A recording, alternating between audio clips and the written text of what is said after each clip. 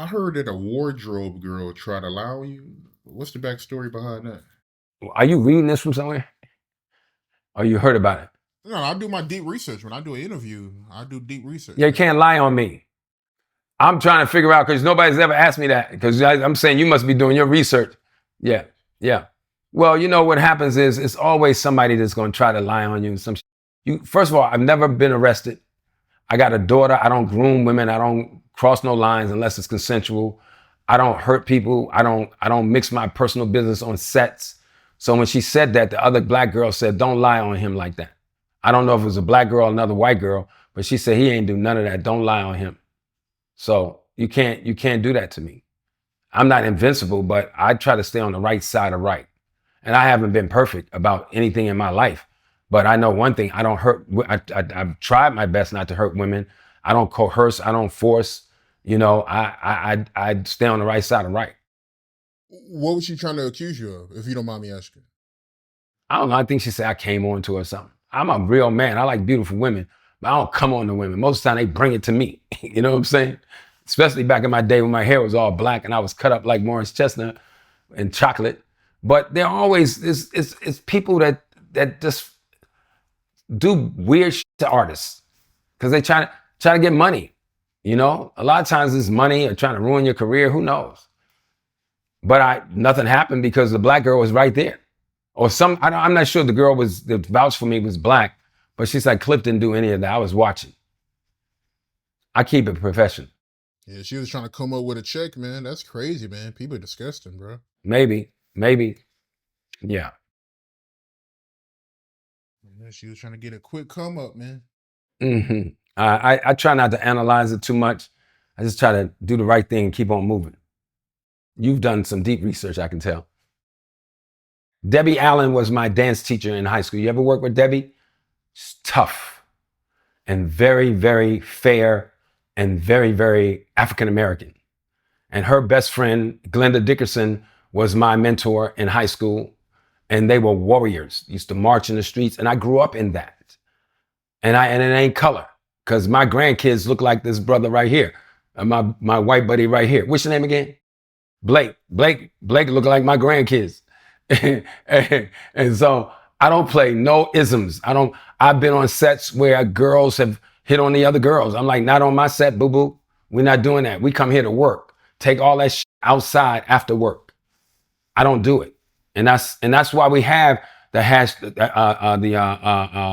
new place and things in place. They have sex coordinators on the set now. They have intimacy coordinators on the sets.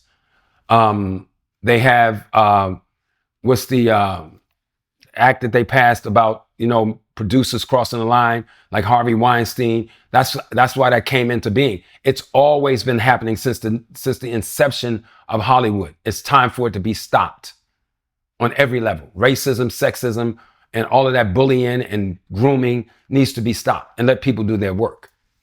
And anybody that don't like it, I don't really care. I'm telling you what I think the truth is. Do your history on the history of Hollywood. Do your history. And you'll understand. It still happens. The Me Too movement is a positive movement. Women shouldn't have to come to work and worry about a producer trying to sexualize them. Should never happen. No man or woman. No child. We see what's happening with what's going on with pedophilia in this country. It's unacceptable. You can't hurt anyone and force or coerce people or demand or block. You can't do it. It's wrong.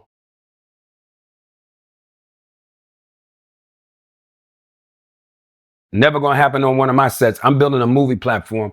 It's never gonna happen on my set. And I don't care if it's one of my family friends, if it's my friend, get off my set. I'm not having it. It's like getting shot at church. You should never have to go to church like this guy just shot up the damn Sunday school. That should never happen. Go to church to worship, and you gotta worry about somebody. You shouldn't have to worry about going to school and getting shot. Doesn't happen in Canada. They outlaw guns in Canada.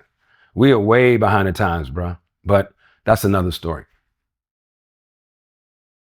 But I was raised this way, and I grew up in the 60s. I grew up in the civil rights movement, and I was raised by a strong sister who was like my mother, and she didn't play any disrespect, made you continue to be humble and be thankful for your blessings.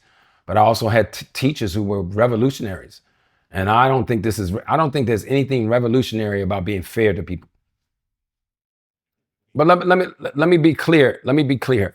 I don't have a problem with a producer being attracted to dark skinned or a pretty girl, but don't mix it inside of your work and then block her if she don't do what you say, or block him if he don't do what you say. So I don't want to sound like a robot here where I say, oh, I guess you never seen a pretty girl, you don't want to sleep with Mr. Powell. Of course, I've seen him on the set, off the set.